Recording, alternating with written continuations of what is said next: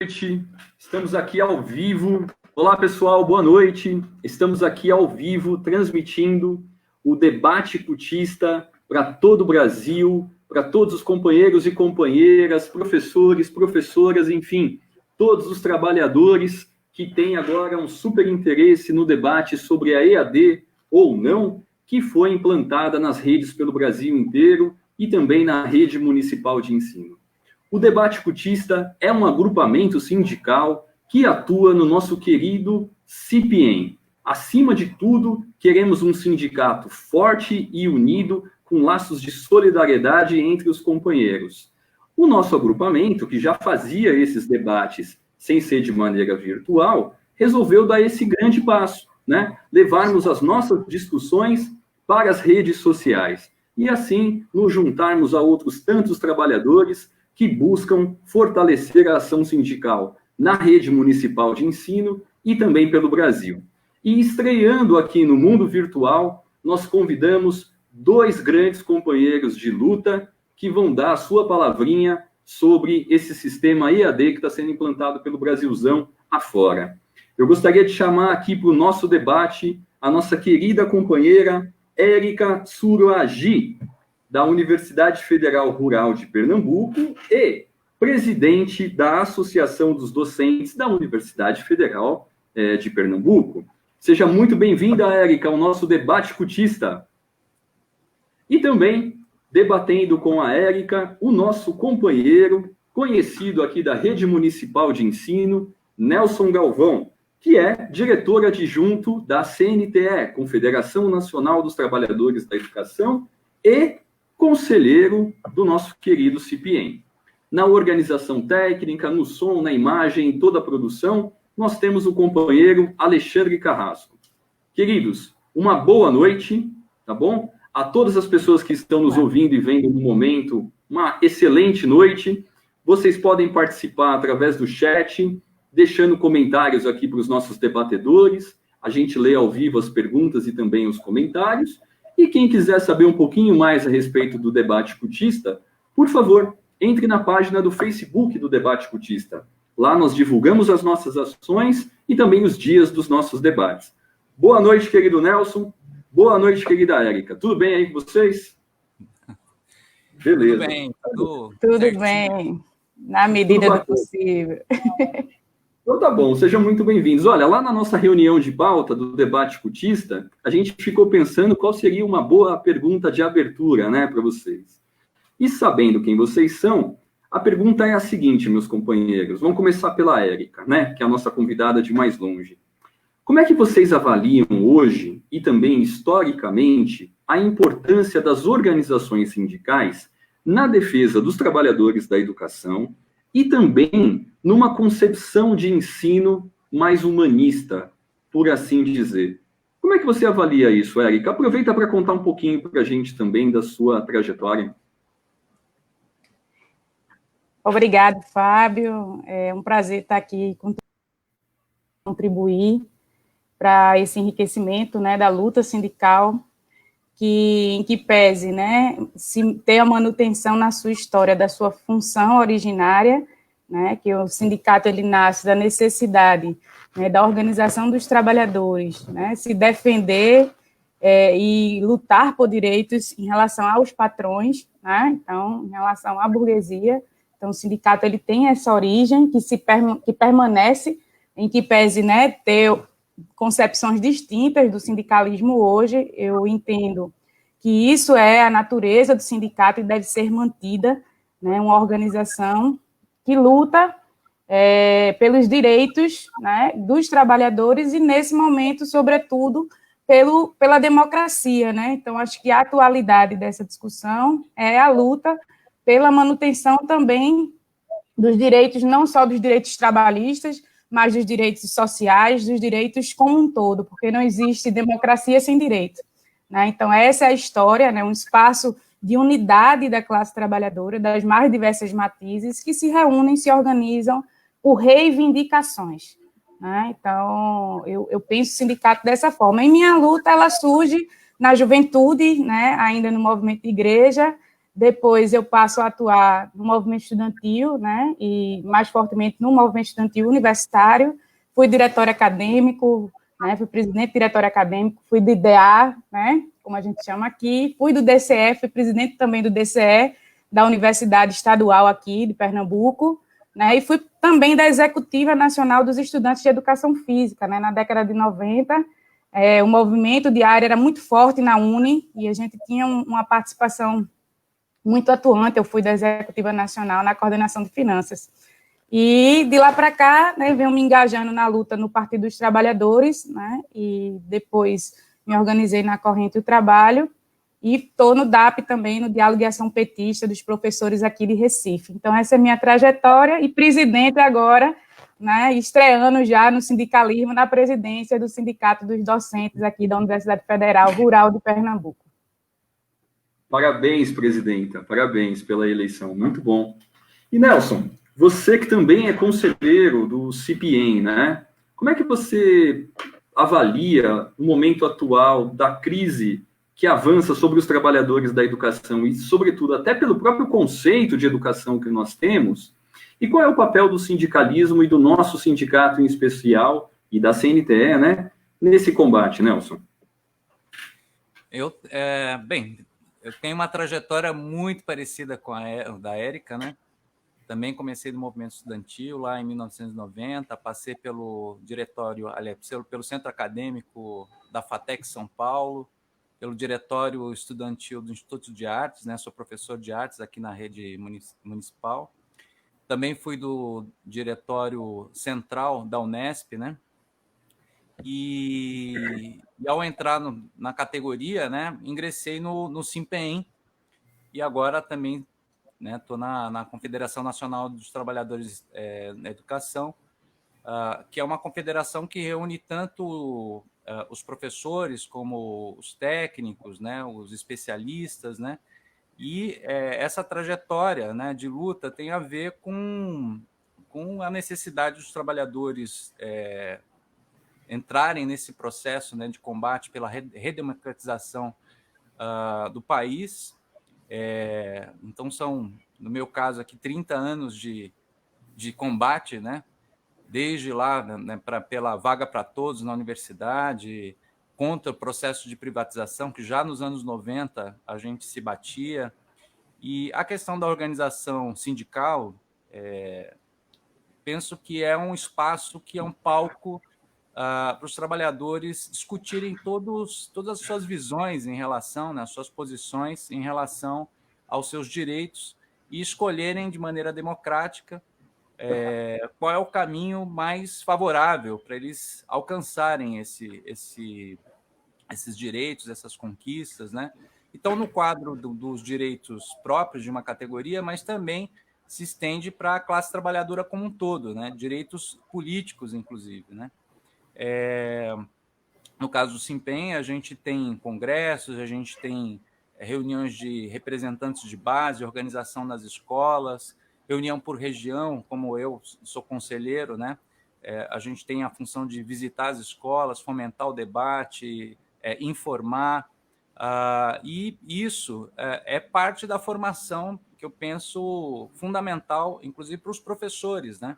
Porque essa vivência no sindicato ajuda a gente a ter uma compreensão mais precisa, né, do que está em jogo, do que é preciso fazer, e como é possível, né, inclusive, disputar posições, os melhores caminhos para o bem comum e, né, para a própria categoria em si, né? Então, para além da educação, né, da disputa da melhor educação que a gente defende para a sociedade, também as condições de trabalho, né, as condições concretas para atender, né, a educação pública, passa por essa formação também sindical, né? Legal. Então, para a gente entender o desenho da organização sindical, eu posso fazer a seguinte afirmação: nós temos os sindicatos da categoria, no caso, o CIPIEM, ao qual eu também faço parte, é um sindicato de categoria. Depois a CNTE, que é um sindicato que reúne vários outros sindicatos dos professores. E depois a nossa Central Única dos Trabalhadores. É esse o desenho? Nelson, você poderia... É esse o desenho? É exatamente isso. No caso do SINPEM, da CNTE, a gente tem aí a organização dos professores, coordenadores, diretores, né, ligados diretamente ao fazer né, do ensino-aprendizagem, mas a gente reúne também aqueles educadores, né, que são técnicos, administrativos, limpeza, outras categorias que fazem a educação funcionar, né, na educação básica, propriamente. Então, a CNTE dá essa liga, do ponto de vista nacional, né, para a gente entender o que está acontecendo nas diversas redes municipais e estaduais. E a filiação à CUT, né, que é a Central Única dos Trabalhadores, dá a oportunidade de a gente debater com outras categorias, né, porque muitas vezes há questões, né, que perpassam várias categorias. Um exemplo concreto e recente é a questão da defesa da aposentadoria, né, da seguridade, né, tudo que estava envolvendo e que a gente levou um combate firme, né, fizemos greves em diversas categorias, paralisações, né, a greve geral de 2017, ou seja, a força da classe trabalhadora depende de todo esse empenho, né, organizativo, né. Obrigado. E, companheira Érica, por favor, hoje o debate da noite é sobre a tal EAD, né? E a gente tem visto, desde o início da pandemia, muitos questionamentos a respeito se o que nós estamos vivendo nas redes aí pelo Brasil afora é realmente a tal da EAD ou é uma outra coisa, um improviso.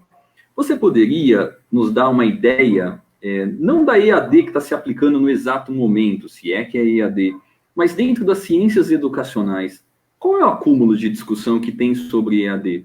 Existe um conceito fechado, uma história relacionada a EAD? Então, Fábio, todos os conceitos, eles nascem, né, e depois existe uma disputa desse conceito, né, do entendimento do que seja a educação à distância, e existe o que a gente está vendo hoje, que é uma deturpação do que é a educação à distância, né? Então, a educação à distância, ela nasce com o intuito de levar a educação em alguns lugares remotos, né, de dificuldade de acesso, né? Então, a educação, eu não sou especialista na educação à distância, mas ela nasce como uma modalidade, né, de ensino para complementar e dar conta do que a educação presencial não conseguia dar, né? Então, é uma modalidade, uma forma de ofertar a educação. E ela não pode, por exemplo, na educação infantil, ser ofertada, isso não está regulamentado, né? A questão da educação infantil, hoje, para ser tratada como uma educação à distância, né? Eu digo muito que a educação à distância é muito diferente do ensino à distância e também do trabalho remoto, né? São conceitos diferentes que a gente precisa entender, né? Então, várias redes e em algumas universidades também, o trabalho remoto, ele continua existindo, mesmo não tendo a regulamentação no serviço público acerca do trabalho remoto. Por quê? Porque o nosso trabalho não é só sala de aula, né? Não é só ensino. Nós temos planejamento, nós temos uma série de outras, né? A necessidade de estudar, se organizar para dar aula. Então, a gente tem uma série de funções que não necessariamente são o ensino. E o que a gente está vendo é exatamente o tapa-buraco, né? Então, a gente agora não pode ter a educação presencial e a gente vai fazer o ensino remotamente. Só que, para fazer educação à distância, para fazer esse ensino remoto, é necessário planejamento, é necessário formação, não é só uma transposição do ensino presencial para a tela, né? E precisa de qualificação, precisa-se ter acesso às condições objetivas, né, os equipamentos necessários, as plataformas necessárias para que a gente possa dar uma educação de qualidade, né? E tem muita gente séria na área da educação à distância que, inclusive, está sendo contrária ao que está se propondo nesse momento. Por quê? Porque, no caso, né, da onde eu falo, né, da educação superior, nós fazemos ensino, fazemos pesquisa e fazemos extensão. E ainda a parte administrativa, como muitos de vocês também fazem a gestão da escola, né? tem biblioteca, tem uma série de coisas que os trabalhadores da educação fazem para que a educação aconteça, né? Então, o ensino limitar isso a aulas remotas, ao ensino remoto, é uma, digamos assim, deturpação do que seja a educação à distância, é um arremedo, né, a gente pode dizer, de educação à distância, porque nada, né, se configura como educação, é um ensino de má qualidade que vai ser ofertado, porque não tem planejamento, não tem formação, não tem as condições objetivas de equipamentos, plataformas, para a gente dar uma educação de qualidade. Obrigado, professora. Então, há realmente uma diferença e um acúmulo em torno da modalidade de educação à distância, né? Porque logo no começo da pandemia, a crítica daquilo que a gente pôde fazer foi em direção à educação à distância, dizendo, olha, a educação à distância é ruim para a educação à distância vai retirar o trabalho do professor e assim por diante. Mas, na verdade, então, foi um uso deturpado do conceito de educação à distância que está sendo empregado no Brasil? É essa a ideia? Então, são duas questões. Uma é a utilização do conceito, como eu explanei, né, de maneira equivocada, dizendo que agora a gente não tem educação presencial, imediatamente o que se faz é educação à distância. É um equívoco, não se trata de educação à distância o que está acontecendo. E a outra, que aí a gente vai ter que discutir, né, de maneira profunda, é o impacto disso para o trabalho docente, né? Qual é o impacto de transformar o ensino presencial de uma maneira, né, abrupta em ensino à distância ou educação à distância, né? Então, a gente vai ter, obviamente, uma redução, né, do trabalho docente. A gente tem, nesse sentido, o que Saviano traz para a gente, um neotecnicismo, ou seja, um controle absoluto sobre o trabalho do professor, né? A gente já tem isso, pelo menos aqui em Pernambuco, com os formulários eletrônicos que precisam ser preenchidos, caderneta eletrônica, então, ou seja, o professor passa mais tempo, né, preenchendo esses formulários eletrônicos, que propriamente planejando a sua aula, né, e se dedicando ao ensino e aprendizagem dos alunos, né? Então, esse impacto da educação à distância, ou do arremedo de educação à distância no trabalho docente é extremamente perverso e nefasto, né? O que eu queria salientar é que a gente não pode, digamos assim, dizer que tudo que é tecnológico ou a educação à distância, por si só, ela é péssima, ela é nefasta. Não, ela cumpre uma função, como eu disse, de complementação da educação, né? E chegar nos lugares remotos aonde a educação presencial não chega. Mas isso não pode ser a regra, isso é a exceção, né? A educação à distância ela tem que ser exceção, uma modalidade, né, de educação.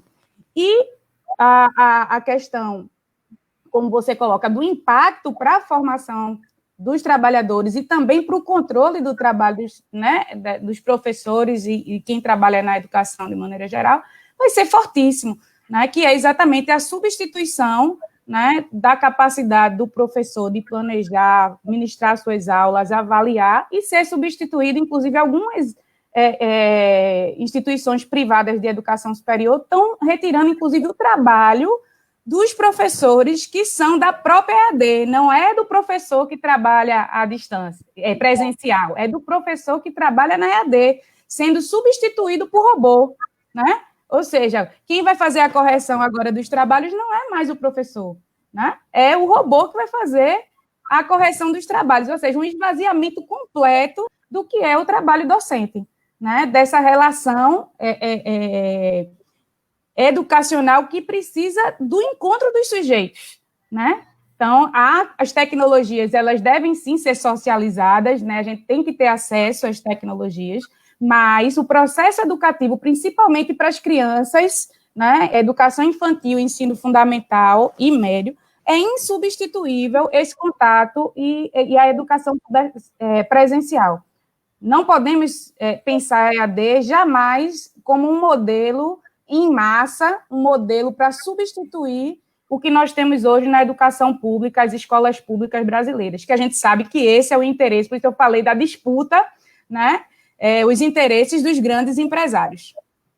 Perfeito.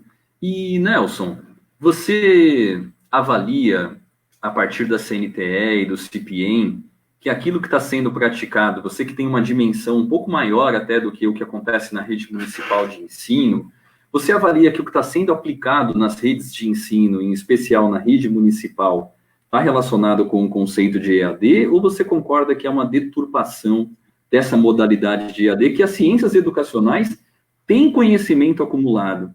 Eu reconheço que a crítica inicial que alguns companheiros fizeram à modalidade de EAD foi injusta, porque justamente deturparam o conceito de EAD, como a professora falou. E como isso tem sido aplicado, Nelson, nas redes e na rede municipal, por exemplo? É EAD de verdade que está sendo aplicado? Então, antes de responder, eu acho que é necessário a gente recuperar propriamente o que a gente tem de arcabouço legal e um pouco da história recente, né, que a gente está enfrentando. A LDB, e aí pensando na educação básica propriamente, né, ela prevê o uso das tecnologias, e aí mesmo o trabalho remoto, a educação remota, né, ou a educação à distância, né, como algo complementar, como bem a Érica ressaltou. No entanto, de 2016 para cá, depois do golpe de 2016, né, que a população brasileira sofreu e vem se desenvolvendo, né, o fato é que a gente tem aí, por exemplo, a questão da reforma do ensino médio e mesmo a nova BNCC, que vão dando alguns avanços aí, do ponto de vista legal, para a implementação da educação à distância no ensino médio. Então, por exemplo, com essa reforma, se prevê que no ensino regular, 20% dele pode ser utilizado de maneira na EAD, na educação à distância. E se for EJA, se admite, inclusive, 50% desse trabalho sendo à distância. Então, a gente tem a reforma do ensino médio, 2018 para cá, né, que está sendo implantada, não está completamente implantada, mas é algo que já está, do ponto de vista legal, aí, acontecendo, vamos dizer assim, né? Já tem esse arcabouço, né? A outra coisa que eu chamo a atenção é que o governo Bolsonaro, desde a campanha de 2018 e mesmo ano passado, né, era campeão em defender a implantação da educação à distância em toda a educação básica. Veja, a educação básica é o período em que você forma, né, as crianças e os jovens para desenvolver a sua autonomia, né? Isso se dá e é amplamente estudado, né? Tem literatura à vontade para basear isso, de que se dá na medida das relações, né? Seja entre os alunos, com a mediação dos professores. Esse desenvolvimento ele permite com que os alunos, pela interação, vão adquirindo conhecimento, pela experimentação que vão realizando nesse processo de aquisição dos conhecimentos, testando, né, teoria, prática, e essa autonomia ela vai se desenvolvendo. O fato é que até a adolescência essa autonomia ela está ainda num processo de desenvolvimento. Até mesmo nos primeiros anos do ensino superior, né, os jovens ainda têm uma certa dificuldade em relação à autonomia, que significa o quê? Organizar tempo, espaço, você ter as possibilidades de saber onde encontrar o que é necessário para avançar no conhecimento, né? Fazer as relações concretas entre o que você estuda, né, e o que se verifica na prática, a construção do pensamento crítico. Então, tudo isso depende desse momento aí da educação básica. Se é à distância, então, concretamente, a gente tem esse processo dificultado. Agora, qual é o interesse concreto que está por trás disso tudo, né? Eu começo dando umas dicas, depois a gente desenvolve, mas o fato é que o Banco Mundial, e aí é uma interferência internacional, não é um fenômeno só no Brasil, ele não só um banco que financia, do ponto de vista da política pública, né, na educação, mas também ele fornece material teórico, ele disputa posições, E em 2018, para ficar num documento propriamente, a gente tem lá um documento que diz que está favorável a investir nas oportunidades para erradicar a pobreza. Lá já tem um pressuposto de que é necessário explorar qualquer espaço que seja favorável à aquisição de conhecimento, né, à educação, se desenvolver e tal, seja público, seja privado. Esse ano tem um outro documento de 25 de março do próprio Banco Mundial que defende que os governos devem favorecer os grupos econômicos que estão na educação, que estão tentando explorar a educação, oferecer oportunidades para a educação, a utilizarem a educação à distância. Ou seja, você já tem aí, né, uma grande pressão econômica para que essa modalidade seja implementada na educação como um todo, mas a grande novidade aí é a implementação na educação básica. Olha que ótimo relato, e dá para perceber aí uma concorrência de ideias, né? Enquanto as ciências educacionais avançam, desenvolvendo um conceito de educação à distância, relacionado, obviamente, com outros parâmetros de humanismo e assim por diante, de uma educação emancipadora, você vê o Banco Mundial, obviamente, patrocinando também ideias nessa direção e colocando em prática e concorrendo. Aproveitando que vocês dois são de regiões diferentes do Brasil, e também a professora do âmbito universitário, Nelson, da rede básica, vocês poderiam falar um pouquinho como foi que essa ideia foi implantada na região de vocês e que os sindicatos perceberam, né? Como que foi como foi implantado, a verdade é essa, o conceito na pandemia de educação à distância. Pode descrever um pouquinho como está a situação dos trabalhadores e dos estudantes nesse momento, professora Érica? Então, a gente está, pelo menos aqui no nosso contexto, né, numa luta do sindicato, e aí eu vou falar, né, que é o SINTEP, que é o Sindicato dos Trabalhadores e das Trabalhadoras em Educação de Pernambuco, não posso falar por eles, mas o que eu tenho recebido de informação, o SINTEP está numa luta para que a proposta do governo, que é de transformar, né, a educação presencial em educação à distância, ou esse arremedo de educação, inclusive com denúncia no Ministério Público para que as aulas que já estavam sendo transmitidas, foi feito convênio com TVs, né, inclusive TVs públicas até, né, a TV da Assembleia Legislativa, a TV da Universidade, para transmitir as aulas por via da televisão também, né? Então, houve essa mobilização da categoria do sindicato para que houvesse um freio nessa tentativa da gestão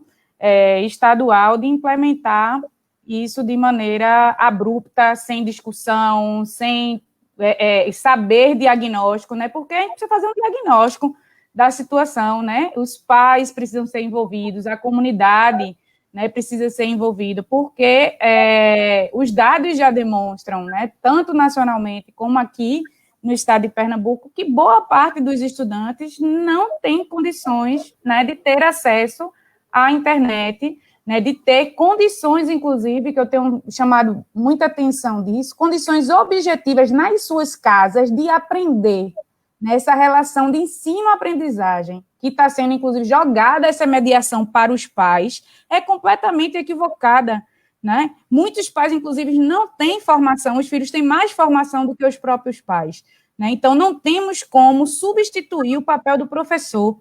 E aí, a mobilização tem sido feita no sentido de frear, né, essa sanha e essa necessidade que o governo está fazendo aqui, né, de implementar de maneira abrupta, assodada, a questão da educação à distância. Na universidade, a gente está, só bem rapidinho, fazendo diagnóstico, tem questionário para os alunos, questionários para os docentes, a gente já está sabendo que muitos estudantes sequer vão ter condições de responder aos questionários, né, porque não têm acesso à internet. Então, existe a intenção do que eles chamam de educação híbrida, né, que é o semipresencial, que na legislação já está posto, né, para o ensino superior, desde o decreto de dezembro do ano passado, que 40% dos cursos podem ser ofertados à distância, bem semelhante ao que eles já tinham posto na reforma do ensino médio, né? Então, abrindo essa brecha, né? E é aquela história, né? Onde passa um boi, eu tenho dito isso, passa uma boiada. Então, a gente tem que ter muito cuidado, porque isso é a precarização, e como o Nelson falou do Banco Mundial, né? A própria Unesco, há muito tempo, fez um documento, né, o chamado relatório Jacques Delors, colocando a educação como um tesouro, mas um tesouro como mercadoria, ou seja, a necessidade de privatização desse mercado da educação do país. Né? Então, a gente precisa, mais do que nunca, defender a educação pública, seja a educação básica, seja a educação superior. Que ótimo, obrigado pela resposta. E antes de conferir aqui o cenário na rede municipal de ensino e até um pouquinho mais, aproveitar para chamar o público que está nos assistindo a participar. Se você quiser fazer uma pergunta, é só fazer a pergunta, a gente faz aqui para os debatedores. Se quiser deixar um comentário também, fique à vontade. E Nelson, o cenário descrito pela professora Érica é muito diferente do cenário que a gente observa na rede municipal de ensino e também em outras redes da educação básica? Como é que está a situação, a relação entre companheiros, professores e alunos, escola, família? Como está esse cenário num período de pandemia, com esse arremedo de educação à distância, né? Então, do ponto de vista dos estudantes, né, eu chamo a atenção para um documento que a CNTE soltou, né, acho que a semana passada, está lá no site da CNTE, quem quiser consultar, é facinho e está bem didático, é bacana. E lá tem alguns gráficos, né, que demonstram questões como, por exemplo, no Sudeste a gente tem quase 40% de quem tem acesso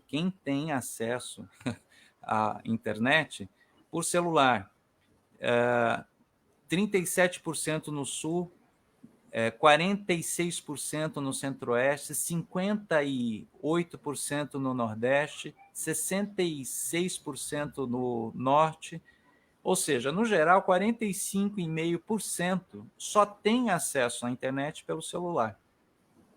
Né? Isso já é um dado gritante. Né? Você pensar numa família que tem um celular e tantas outras que sequer têm um celular que tem acesso à internet, qual é a situação dessa, né, da população propriamente para ter acesso nesse período à educação. As redes, no geral, 30% não estão usando qualquer tipo de trabalho remoto, de educação virtual. Agora, 70% sim. E de que maneira isso está acontecendo, do ponto de vista legal? Né? De que forma está acontecendo? 30% está acontecendo por decreto,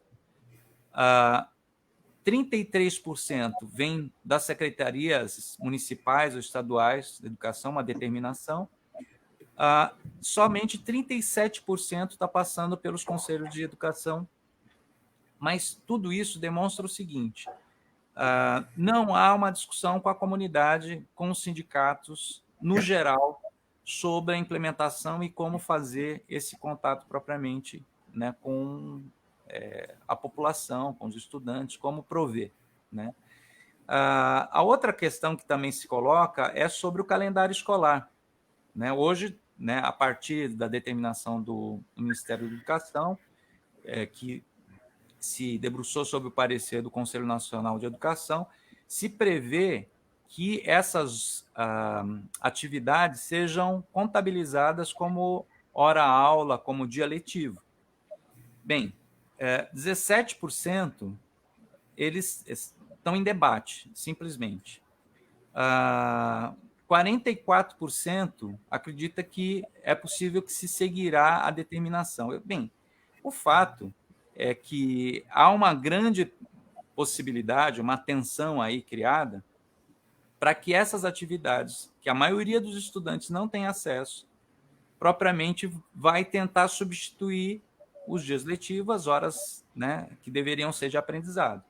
Significa dizer o seguinte, que a grande maioria dos estudantes vão ter algo de faz de conta, propriamente.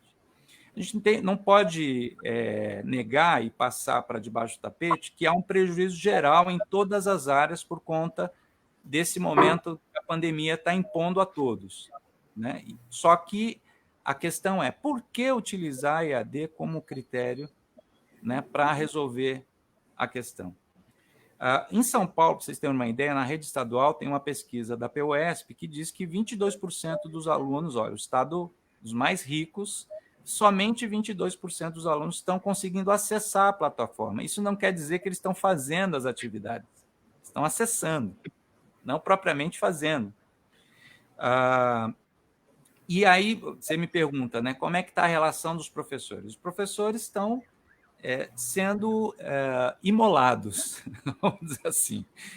É dura essa questão, mas o fato é que a gente tem todo o interesse de dar suporte aos alunos, a gente está aflito, né, por querer saber como os alunos estão, né, é um momento delicado, é um momento de luto, né, todo mundo tem um conhecido, um vizinho, um parente, né, que ou se contagiou ou faleceu, infelizmente, e, ao mesmo tempo, a gente é forçado a preencher essas tabelas, fazer relatórios, apresentar atividades, porque a gente não sabe exatamente como o aluno está conseguindo fazer, qual é o impacto disso na vida dele, qual é a ansiedade e mesmo a saúde dessa criança. E isso também cria um impacto para nós, professores e professoras, principalmente. O que é ter que cuidar da casa, dos idosos, né?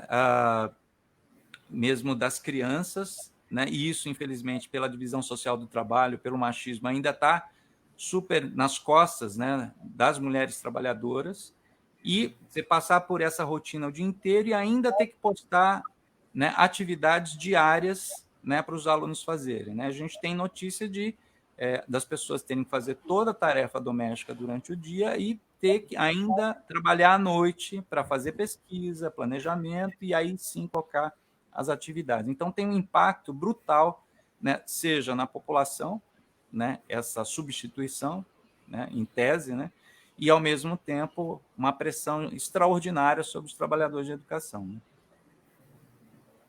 Sabe, Nelson, nós do Debate Cutista fizemos uma coleta de depoimentos, né? Pedimos aos nossos colegas que fizessem depoimentos durante o período da pandemia, como estava a sua dinâmica, como estava a relação com os alunos, com a família.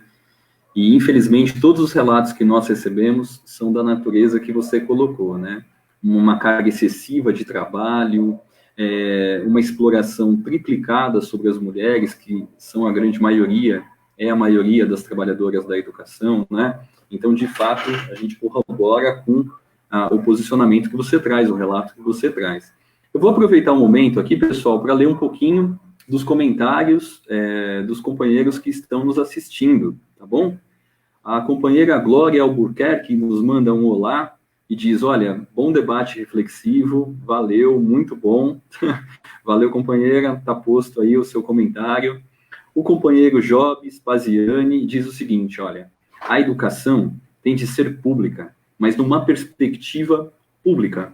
Não resolve muito ser pública, mas com um viés privado. É isso aí, companheiro Job, tenho pleno acordo com o indicativo. E o companheiro José Reinaldo de Matos Lima traz o seguinte indicativo, ó, a EAD só interessa às grandes empresas, aprofunda mais a política de exclusão do que nunca, não a EAD. O companheiro é categórico. Eu vou aproveitar essa deixa aqui do companheiro José Reinaldo de Matos para perguntar para a presidenta Érica e depois para o nosso companheiro Nelson. Foi visível para todo mundo, durante essa pandemia, a chegada das empresas privadas na educação. Obviamente, elas já estavam por aí, a gente vê os comerciais, vê tudo isso, mas, a princípio, parecia que o sistema privado ficava num cantinho e o sistema público ficava em outro cantinho. Com a chegada da pandemia, parece que abriu um mercado, né, uma grande oportunidade para as empresas privadas se aproveitarem do orçamento da educação pública. É visível mesmo isso, presidenta Érica? Na universidade pública, é possível, nesse período de pandemia, ou até um pouquinho antes, constatar a chegada das empresas privadas na educação universitária pública? Essa discussão ela não é nova, né? O que acontece nesse momento é que ela ganha um volume, né? A gente agora consegue ver mais nitidamente, né, quais são os interesses, né, dos grandes empresários da educação no Brasil e no mundo, né? O Brasil ele tem um dos maiores empresários, né, nesse ramo do mundo, que é o dono da Fundação Lema, né, que é o Lema, que já vinha junto com o que a gente chama, né, a partir do Luiz Carlos de Freitas, recomendo a leitura, né, ele tem um blog, inclusive, blog do Freitas, que já vem estudando isso há algum tempo, que ele chama de reformadores empresariais da educação. A gente tem um grupo e aí a gente tem Instituto Ayrton Senna, que faz parte desse grupo maior de reformadores empresariais. Então, nós já temos isso há um tempo, inclusive querendo dominar a formação dos professores nas redes, né? Então, isso não é um debate novo. Mas agora, na pandemia, né, eu acho que seguindo a mesma lógica do governo Bolsonaro e do Salles, né, deixa eles, quando eles estão entretidos com a pandemia, né, em luto por mais de 30 mil pessoas, a gente vai passando a boiada. E eles estão tentando, com a educação à distância, exatamente passar a boiada da privatização da educação pública, seja na universidade, seja na educação básica. Na universidade, nós temos aí o que chama-se de programa Futurice, não sei se vocês já ouviram falar. O Futurice nada mais é do que a privatização da universidade pública brasileira, que é responsável por mais de 90% da pesquisa no Brasil, que está, de fato, combatendo a pandemia diante de cortes de recursos para as universidades, para a ciência e tecnologia. Esse governo só é o governo do obscurantismo, né, de atacar a educação. E aí eles estão utilizando agora a EAD para atacar de maneira violenta a educação básica e a educação superior para privatizar. E nós não podemos aceitar isso de maneira passiva, né? E a preocupação da gente é de manter um vínculo com o aluno. Aí sim, por exemplo, aqui, né, o debate cutista está utilizando esses meios para se manter ativo, dialogando com os companheiros, né, com os professores, mas isso como uma manutenção de um vínculo, mas não para garantir ano letivo, não para garantir calendário. O que é o ano letivo diante do cenário que nós estamos vendo? 2020 não pode acabar não vai acabar em 2020, né?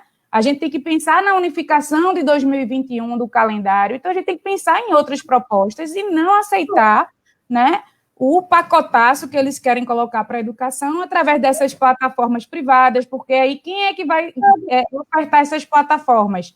Né? A privada. Se você abrir aí o site da Fundação Lema, vocês vão ver lá, eles estão com o edital aberto exatamente para que possa ter projetos de substituição nas redes públicas da educação presencial, né? Então, ou seja, o interesse do mercado é a privatização da escola pública brasileira, que é um grande mercado, né? E a privatização da universidade pública. E utilizando da EAD, né, para fazer esse processo de privatização, que também é de rebaixamento da formação. As licenciaturas vão ser extremamente prejudicadas nesse processo, né? Estão sendo já. Né, porque não se forma professor, né? Hoje a maioria das licenciaturas estão na iniciativa privada, mas a gente sabe que a formação dos professores, ela precisa de estágio, ela precisa de estar no campo da escola, né? Então a gente tem que compreender isso de uma maneira do impacto global disso, sobre a formação, né? E eles querem controlar essa formação e responsabilizar o professor individualmente, que se vire para planejar as aulas, que se vire para dominar a tecnologia. Não pode ser assim. Sabe, professora, eu tive que dar uma olhadinha, pelo menos, no orçamento da educação para tomar algumas informações, né? O orçamento da educação, no Ministério da Educação de 2020, é de 90 bilhões de reais. Aqui da rede municipal de ensino é de 12 bilhões de reais. Então, dá para imaginar, quando a gente fala essas cifras, o que acontece com os olhos dos empresários da educação, né? não tendo mais como avançar por um certo mercado que deve estar saturado e agora, por causa da pandemia, um tanto quanto destruído, é de se imaginar que eles vão avançar para dentro do orçamento da educação, né? 90 bilhões e 12 bilhões aqui em São Paulo é muito dinheiro para a manutenção do lucro dessas empresas. E, Nelson, de onde você pode olhar das redes como um todo, em especial da rede municipal de ensino? É possível constatar a chegada dessas empresas no período de pandemia? Os companheiros e os sindicatos percebem o movimento de privatização da educação? Então, Fábio, infelizmente, a gente não, de fato, também na educação básica não é algo novo. É uma discussão que já vem de muito tempo e ela não cai do céu, assim, como algo, dizer, uma calamidade que ninguém previu. A gente tem que lembrar que o capitalismo ele está numa crise brutal que se intensifica desde 2008. E esses ataques, mesmo lá nos anos 90, em relação à tentativa de privatizar diversos setores da educação, isso já acontecia e só não, vamos dizer assim, se acelerou, se avolumou no tanto que o mercado desejava, porque houve resistência dos trabalhadores, né? Houve resistência dos estudantes, né? Eu lembro, como estudante da FATEC, por exemplo, de ocupar a Tiradentes várias vezes para barrar a tentativa de cobrança de mensalidade, né, sob o governo Quércia, sob o governo Fleury, né, do PMDB. Né? Isso era anos 90. Né? E eu penso que é o seguinte, por exemplo, há uma política geral, né, de tentativa de transferência das verbas públicas para o setor privado. Então, na educação, isso se expressa de muitas maneiras. Por exemplo, os programas de instituição do livro didático, né? São milhões investidos, né, todo ano para você ter a oferta de livro didático na educação básica. A questão das avaliações em larga escala, essas diversas provas nacionais que, em tese, mediriam a qualidade, né, da educação, mas pelo resultado dos alunos, né, sem avaliar se a escola tem internet, né, de fato na escola, se tem carteira adequada, se tem número de aluno adequado. E aí, com o resultado dessas provas, Prova Brasil e Provinha Brasil, enfim, Prova São Paulo, tem uma renca de prova que a gente tem que submeter às crianças, mas o fato é que o resultado, né, é usado para medir o trabalho do professor, para responsabilizar o trabalho do professor, que não é ele que faz política pública. Está submetida a outras questões ainda. Por exemplo, a lei de responsabilidade fiscal. O que ela tem lá que é nefasto para o serviço público em geral? Seguinte, você tem que reservar, você tem que ter a garantia do pagamento da dívida pública. Né? Não tem um teto para você se gastar de 60% do orçamento. Não pode ultrapassar isso, senão os gestores são responsabilizados. Mas, mesmo assim, nesse orçamento está previsto que é garantia do pagamento da dívida. Outra coisa, depois do golpe de 2016, tem a emenda constitucional 95, que congela o orçamento e investimento, né, nos serviços públicos em geral, educação, saúde, e essa lei já tem uns 2 anos, né? E é o que preparou a falta de leitos hoje para atender a situação de pandemia, a falta de funcionários. Né? Não é à toa que está faltando e as pessoas estão morrendo. É propriamente porque o serviço público foi pilhado e está sendo pilhado, está sendo destruído. E isso impacta também a educação em todos os níveis. As isenções fiscais, os bilhões que são isentas às grandes empresas, bancos que devem bilhões, né? Ou seja, tudo isso sai do setor público e vai para o privado. Agora, a grande novidade de um tempo para cá também é a inserção de empresas chamadas organizações sociais, e o nome é bonitinho, mas que passam a poder gerenciar as redes. Elas se instalam para gerenciar, contratar, demitir, estabelecer, inclusive, qual é a política propriamente educacional que vai ser instalada. E aí eu queria entrar também na questão do modelo de educação, né? A reforma do ensino médio e a BNCC tem uma concepção de educação, de formação, que leva em consideração as demandas do mercado, de flexibilização como um mote que perpassa toda a elaboração, tanto da reforma quanto da BNCC, que vai chegar no cúmulo de, por exemplo, estancar a oferta de conhecimento, de formação propriamente. O aluno no ensino médio, hoje, ele tem apenas como obrigatória a língua portuguesa e a matemática. E o restante do conhecimento acumulado pela humanidade está sendo sonegado à formação do filho do trabalhador, daquela criança, do jovem que se forma na educação pública. Para quê? Qual é o interesse disso?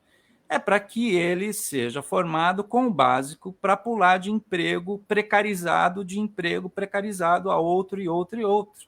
A reforma trabalhista, modificando as relações de trabalho, precisa de um trabalhador formado que saiba o mínimo, né, e não se aprofunde em nada. A outra questão é a reserva, reduzir a tensão por vagas no ensino superior, ou seja, a reforma do ensino médio faz uma divisão aí. Quem veio da educação pública cada vez mais vai ter dificuldade de acessar o ensino superior, porque ele vai ter uma formação deformada, na verdade. Não é formação, é deformação, né, propriamente.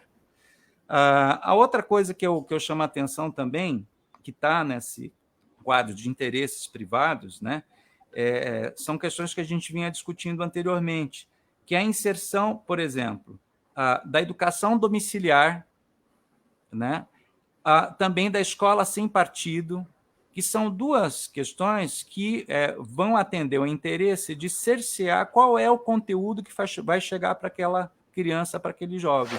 Ou seja, ao invés de você oferecer uma educação ampla, democrática, universal, você diminui essa possibilidade. A educação domiciliar, então, ela pode ser instituída, inclusive, por voucher, que é, vamos dizer, o top da privatização. É que você oferecer um cheque com verba pública para a família comprar a vaga numa escola privada ou, pensando na educação à distância, se isso se mantém e se generaliza, de modo que ela compre uma plataforma e eduque a criança em casa. Compre o acesso a determinados pacotes de empresas privadas, né? E quem que vai oferecer isso? Propriamente são esses grandes grupos, né, que estão estruturados, né, para oferecer esses pacotes, né? E eu chamo verdade. Só um momentinho, uma atenção também para um fenômeno agora, né? Essa coisa da pressão para sair do isolamento e volta às aulas. Embora a curva esteja ascendente, a previsão de volta em agosto. É interessante a quantidade de alunos da escola privada indo para a escola pública. Então, a perda de matrícula na escola privada está pressionando para que se volte, né, às aulas mais cedo, em tese, né? Exato. E com interesse privado. Né? Exato, é verdade. Gente, eu vou aproveitar um momento para ler um pouco dos comentários deixados aqui pelos companheiros. A companheira Glória Albuquerque novamente elogia o nosso debate. Obrigado, companheira. Uma companheira valiosíssima aí do debate cotista. A companheira Cristiane Ferbenques traz o seguinte indicativo, né? O seguinte comentário. Excelente pontuação da professora Érica. O que estamos experimentando no isolamento social não pode ser chamado de EAD. E esse ensino remoto não pode ser aplicado sem sequer um diagnóstico. A própria impossibilidade de realização desse diagnóstico demonstra a ausência de condições objetivas, materiais dos alunos. Colocaram a carroça na frente dos bois. Bom, companheira Érica e companheiro Nelson, vou deixar agora para vocês a última pergunta para a gente encerrar. Se ela não tiver uma resposta categórica, não tem problema, porque a gente também não está em busca de respostas fáceis, mas o fato é, os nossos companheiros, no período de pandemia, foram colocados numa encruzilhada. Por quê? Sabem bem do sentimento que nós temos pelos nossos alunos, pelos nossos estudantes. Sabem bem do nosso compromisso junto à educação dos nossos alunos e que a gente não os deixa para trás de maneira alguma. E nesse momento de pandemia, a suposta solução encontrada para a permanência da educação entre professor e aluno foi a tal da EAD. É possível responder de maneira categórica? A EAD, do jeitinho que foi implantada no período de pandemia, serve a quem, afinal de contas? Serve de fato aos estudantes? Serve de fato aos professores? A nossa concepção de educação ou não? Pode começar a professora Érica, se quiser. E aí, Claro. respondendo a pergunta do nosso debate. Vamos responder. Vamos lá. Uma pergunta bem simples, né? Nem um pouco complexa. Então, na minha leitura, a educação à distância, ela hoje, nesse formato, e os interesses, como a gente dizem, que estão por trás disso, que são os interesses do mercado, dos grandes empresários, né? Nós estamos vivendo uma crise brutal do capitalismo, que quer a todo custo reduzir o custo da força do trabalho, né? E o professor precisa se entender enquanto um trabalhador, né? A educação à distância, ela não serve aos interesses dos estudantes. Nós temos uma desigualdade social brutal e, consequentemente, uma desigualdade digital, né? E que vai aumentar a desigualdade educacional se a gente seguir esse rumo que os governos estão querendo implementar toque de caixa, como bem colocou a Glória, né, colocando o carro diante dos bois, né? Então, a gente precisa resistir a essa forma assodada, né, em que pese a possibilidade do contato, da manutenção do vínculo com os nossos alunos. Isso não pode ser chamado de educação, a gente não pode contar isso como dia letivo, né? A gente não pode fazer isso para substituir a educação presencial. A educação à distância, ela não substitui, não é para isso, não substitui a educação presencial, principalmente para a educação básica. O que passou na reforma do ensino médio é um equívoco, colocar 40%, né, da possibilidade de oferta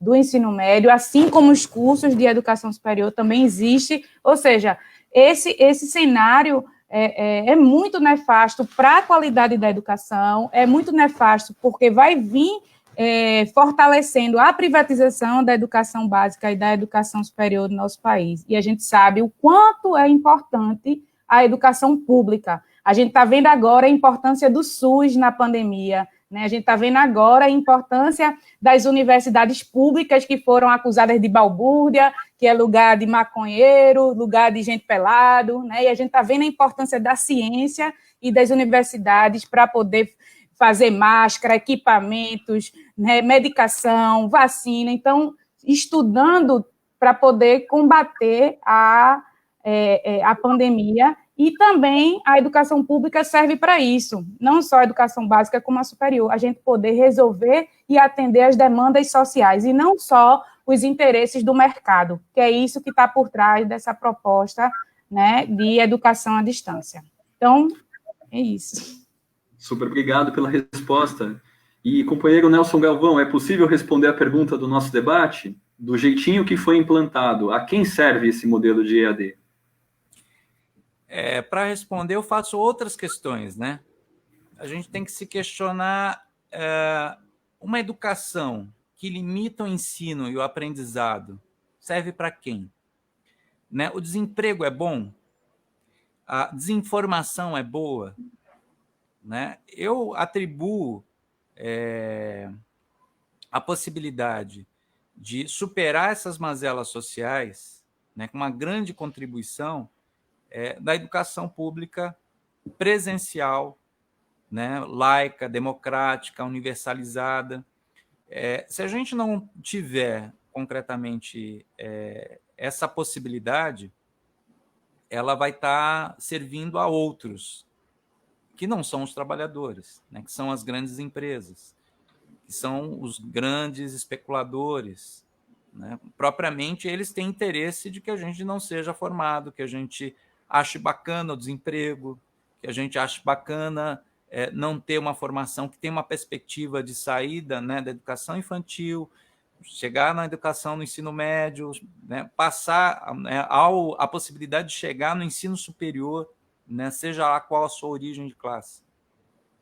Então, propriamente, né, para a gente poder enfrentar esse momento que é bastante agudo de crise, né, não tem como a gente não defender, né, primeiro a educação pública, mas, sobretudo, os serviços públicos de modo geral, né? Um povo que se quer livre, um povo que se quer vivendo com justiça social, ele precisa ter acesso, né, aos bens que são comuns, né, que são produzidos pela riqueza mesmo do trabalho no geral e, sobretudo, no serviço público, para a gente poder dividir essa riqueza, para a gente poder gozar, né, do que a gente produz, né? E o serviço público ele tem essa capacidade, né, de, no caso da educação pública, a partir do conhecimento, a gente conseguir compreender a realidade, né, formar sujeitos que são atores na sociedade, que podem ser críticos e trabalhar pela transformação social de modo a alcançar a justiça que a gente defende. Bem, tudo isso, concretamente, não é de interesse de quem é individualista, meritocrático, que prevê que o lucro se sobrepõe à vida, por exemplo, que é o que a gente está vendo nesse momento, né? Perfeito. Olha, companheiro Nelson, companheira Érica, o nosso horário de debate está terminando, tá bom? Então, eu queria agradecer muito, muito, muito a presença de vocês dois aqui no Debate Cotista. É uma noite muito especial para nós, tá bom? Porque a gente trouxe para as redes sociais o que normalmente a gente faz presencialmente. O Debate Cotista, ele se reúne semanalmente para fazer estes debates com essas pautas, para qualificar a nossa luta e, sobretudo, fortalecer o nosso sindicato, que é o CIPIEM. E hoje, no dia 6/6/2020, nós fizemos a nossa primeira transmissão ao vivo para os outros companheiros. Quem quiser participar dos debates promovidos pelo Debate Cotista, basta acessar a nossa rede no Facebook, Debate Cotista. Lá você vai ver o nosso calendário de eventos, as nossas datas de debate, e basta chegar para participar, qualificar a sua prática, melhorar o seu olhar de luta e assim a gente avançar. É muito importante que as organizações sindicais façam esse tipo de atividade, porque a gente produz um tipo de informação e um tipo de formação própria para a luta dos trabalhadores. E foi exatamente o que fez hoje o companheiro Nelson Galvão, diretor adjunto da CNTE e conselheiro do CIPIEM, e a nossa presidenta, Érica, professora da Universidade Federal Rural de Pernambuco e presidente também do sindicato. Querem deixar um tchau para os nossos companheiros, começando aí pelo companheiro Nelson e terminando com a companheira Érica. Bem, antes de falar o tchau, eu queria fazer a seguinte questão. Eu acho que a gente tem um desafio agora, propriamente em relação aos nossos sindicatos, né, que é pensar como sair dessa encruzilhada. Está dado aí uma incógnita, né, em relação ao calendário. A gente vai ser chamado à volta ao trabalho. Eu tenho defendido que o ano de 2020 ele já está realmente comprometido, mas é claro que nós, professores, né, não queremos que os nossos alunos sejam prejudicados. A solução do MEC não é a solução propriamente que a gente defende, porque ela prejudica os trabalhadores, prejudica os alunos. E, portanto, eu acho que é fundamental a gente começar a pensar num calendário que junte o que tiver de educação presencial em 2020 com o que tiver de educação presencial em 2021 e com o que sobrar de 2020 com 2021, a gente tem um calendário que englobe um ciclo, né? Que a pessoa que está no 7º ano passe para o 8º ano dentro desse período de educação presencial, sem contar as horas, atividades por EAD ou dia letivo por EAD, né? Isso é fundamental. A outra coisa que eu chamo a atenção é que tem lutas imediatas que a gente tem que desenvolver.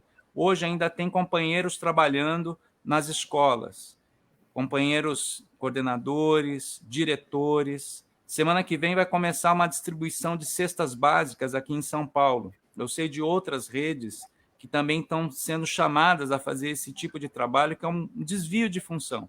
As prefeituras e o Estado têm condições de dar outro tipo de ação para cobertura da população que precisa, né? A gente não é contra, né, esse atendimento, no entanto, a outra maneira de fazer com os serviços essenciais, né, com os trabalhadores que estão na frente, né, nos serviços públicos. Agora, esses trabalhadores da educação, eles precisam fazer o seu trabalho de maneira remota. Portanto, por exemplo, aqui em São Paulo, a gente tem que defender, sim, o SEMPEM tem que organizar a luta para fechar todas as escolas e os trabalhadores passarem a fazer plenamente o trabalho virtual, de maneira remota, né? ATEs, coordenadores, diretores. E a outra coisa que eu chamo a atenção é que é preciso a gente começar a colocar em evidência na rua, de maneira afastada, tomando cuidado, com máscaras, colocar em evidência as reivindicações dos trabalhadores. Porque enquanto a gente está em isolamento, está passando um rolo compressor contra os direitos dos trabalhadores. E não é possível que a gente ache que a coisa vai se resolver tão rapidamente. Ao mesmo tempo, a gente não pode ficar esperando, vendo os nossos direitos sendo destruídos, e principalmente a questão da democracia, né, que vamos dizer, representa o conjunto dos direitos dos trabalhadores. Então, amanhã, por exemplo, tem companheiros, né, da saúde, companheiros da educação, companheiros de diversas categorias que estão indo para a rua para dar evidência a isso, né? A democracia, ela é compreendida de vários direitos e eles precisam ser defendidos. E, mais do que tudo, é preciso pôr um fim no governo Bolsonaro, né? Concretamente, a EAD, no meu modo de ver, é a cloroquina da educação. É uma grande falácia. E, no caso do governo Bolsonaro, ele é o grande entrave, é o grande vírus, propriamente, né, que está destruindo a nação, né, além mesmo da pandemia que a gente está sofrendo. Então, muito obrigado, agradeço aí a todo mundo pela participação, obrigado, Érica, Fábio. Obrigado, Nelson. Érica, você está com a palavra, e faça uso bem como entender, tá bom? Queria agradecer, né, a oportunidade de estar dialogando com as companheiras e os companheiros da educação de São Paulo, ter essa interlocução com o Nelson, né, a gente sempre aprende nesses momentos, o Fábio também, que conduziu aí de maneira brilhante, né, nosso bate-papo. Queria deixar apenas, vou ser bem breve, queria deixar apenas o chamamento, né, para que a gente possa se organizar, né, para que a gente possa valorizar o sindicato, para que a gente possa, né, se engajar nas ações aí do debate cutista. Eu aqui também faço parte de uma oposição ao nosso sindicato nacional, que é o Andes, que é o Renova Andes. Então, chamar os companheiros a se organizar. Nós não vamos conseguir enfrentar, né, essa avalanche, essa boiada que está sendo colocada com a educação à distância, se a gente estiver desorganizado. Então, a gente precisa se organizar. A gente precisa ter no centro do nosso enfrentamento as questões da categoria, né, é salário, é carreira, é tudo isso que está em jogo com a EAD. Né? Por quê? Porque exatamente a privatização por via das OS, que a gente já conhece bem o resultado na saúde, né, que é exatamente a precarização do nosso trabalho. E isso está dentro de um contexto mais amplo, né, da agenda do Paulo Guedes, da agenda do governo Bolsonaro. Então, a gente tem que ter como central agora o fim do governo Bolsonaro. É isso que a gente precisa colocar na ordem do dia. Fora Bolsonaro e Mourão, pelo fim desse governo o quanto antes, para que a gente possa salvar vidas, que é disso que a gente está falando, é de emprego, é de salvar a vida das pessoas, e não é só uma questão de salvar o ano letivo, né, ou salvar o lucro dos grandes empresários da educação. Nós estamos falando de um projeto de país, e para isso a gente precisa estar organizado. Então, chamo vocês a esse a esse lugar, né? O lugar da organização e da luta sindical. Muitíssimo obrigado, Érica. Muitíssimo obrigado, Nelson. Esse foi... Obrigada ao pessoal que participou, né? Agradeci a vocês dois, esqueci de agradecer aos que ficaram até agora aguentando eu e Nelson, né? Aqui. E olha só, é brigadíssimo para as pessoas que participaram de maneira a deixar seu comentário, assistindo, fazendo perguntas. O Marcos Ferreira, o Marquinhos, deixou uma pergunta aqui que vai ficar para a próxima, não dá mais tempo. Mas hoje, então, aconteceu o nosso primeiro debate virtual do Debate Cutista. Se você gostou, se você achou interessante, gostaria de participar deste agrupamento, debatendo conosco as questões relativas à educação, por favor, nos procure no Facebook, na página do Debate Cutista. Lá nós postamos todas as nossas atividades, o calendário de debates e o calendário das nossas ações sindicais também. Na operação técnica, nós tivemos o Alexandre Carrasco, que montou todo este aparato para que o evento acontecesse. Na elaboração das perguntas, todo o Debate Cutista participou da elaboração da pauta. Muitíssimo obrigado, uma boa noite, fora governo Bolsonaro, e até daqui a pouquinho, companheiros e companheiras. Até logo.